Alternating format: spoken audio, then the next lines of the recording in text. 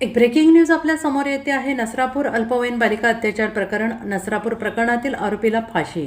न्यायालयाच्या निर्णयाचे महाराष्ट्र राज्य बालहक्क संरक्षण आयोगाकडून स्वागत.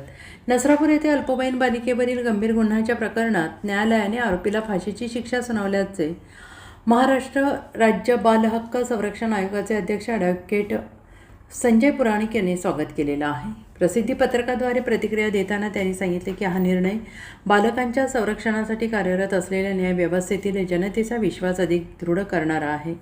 या प्रकरणाच्या तपासापासून ते न्यायालयीन प्रक्रियेपर्यंत कर्तव्यनिष्ठेने काम करणाऱ्या पोलीस, सरकारी पक्ष आणि संबंधित सर्व यंत्रणांचे आयोगाने अभिनंदन केलं आहे. बालकांना न्याय मिळवून देण्यासाठी विविध यंत्रणांनी साधलेला प्रभावी समन्वय अनुकरणीय असल्याचं आयोगानं नमूद केलं आहे.